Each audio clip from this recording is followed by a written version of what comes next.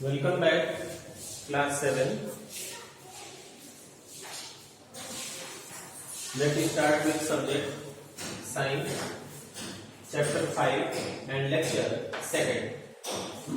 In lecture first, you studied about what is acid and what is base and their nature. Okay, the acidic nature and the basic nature. Now today we start with the point indicators. What is indicators? Indicators क्या होते हैं? देखिए, किसी substance को हम कैसे जानेंगे कि इस सब्सटेंस में एसिड है कि बेस है? ठीक है, उस सब्सटेंस का नेचर एसिडिक है कि बेसिक है, तो इसको कैसे हम जानेंगे, कैसे हम इसको नो करेंगे? तो we know the nature of any substance or acidic or base by the indicators.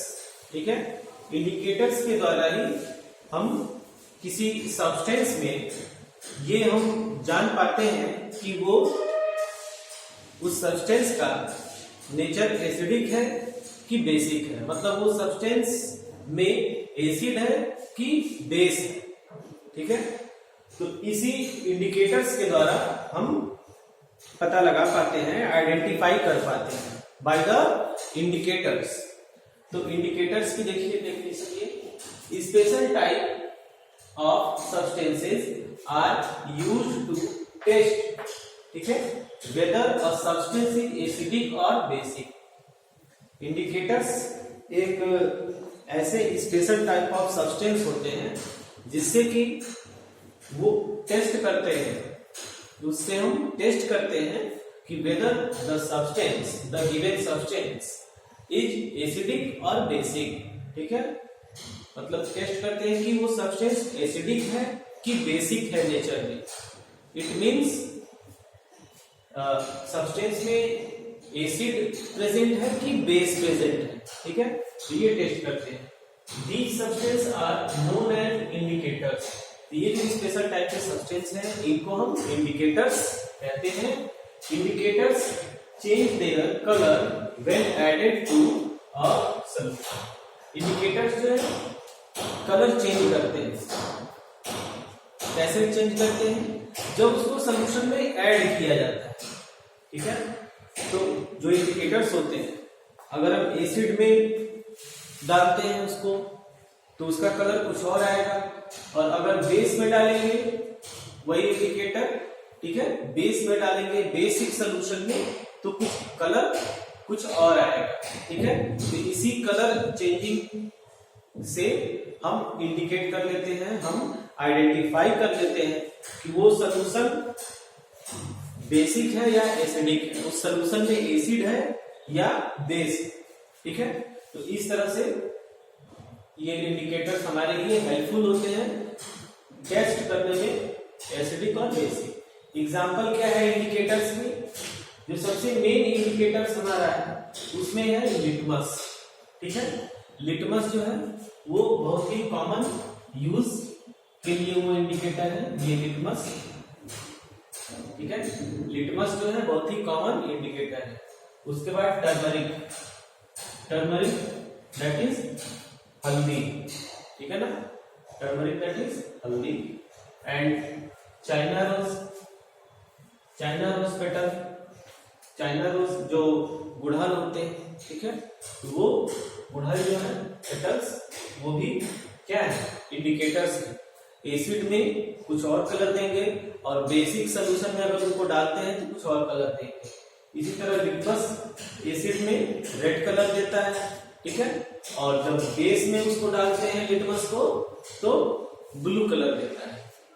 ठीक है ना, रेड लिटमस ब्लू में चेंज हो जाएगा तो सोल्यूशन इसका मतलब बेस है.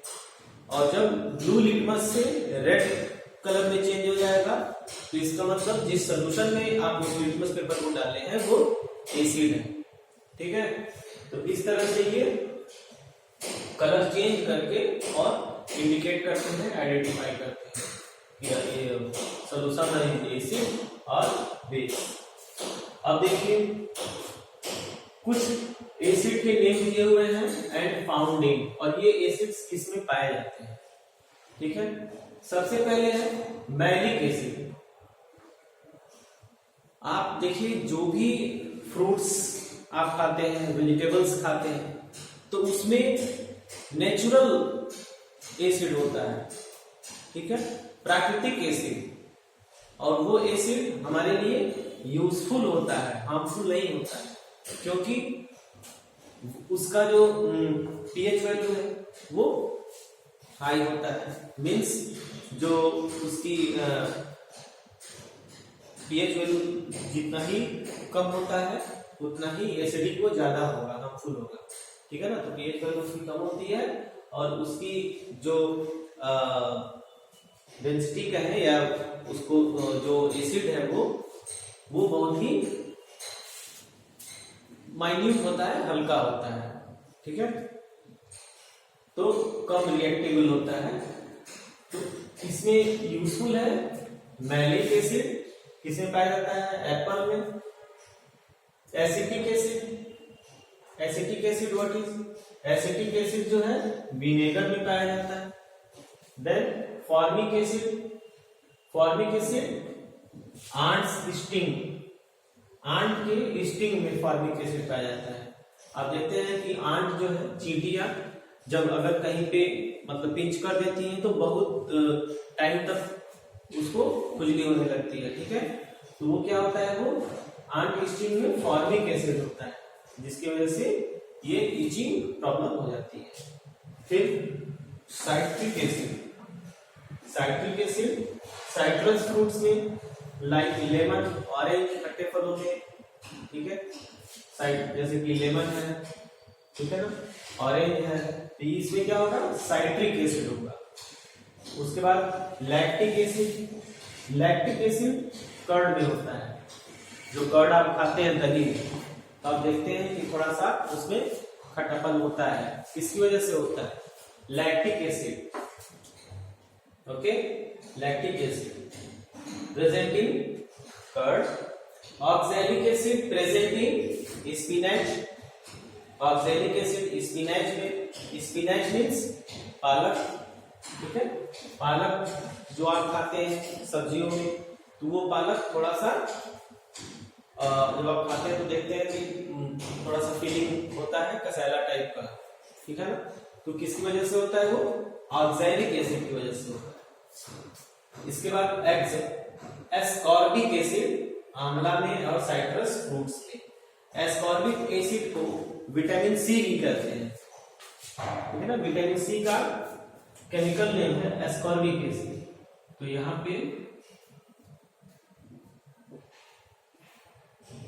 विटामिन सी, विटामिन सी की केमिकल नाम, chemical name ascorbic acid and found in amla citrus fruits. Then tartaric acid, tartaric acid tamarind, इमली में, ठीक है ना, इमली जो आप खाते हैं तो आप देखते हैं कि थोड़ा सा उसमें अजीब टेस्ट होता है, खट्टापन, तो वो किसकी वजह से होता है, टार्टरिक एसिड की वजह से होता है। ग्रेप्स में भी टार्टरिक एसिड होता है।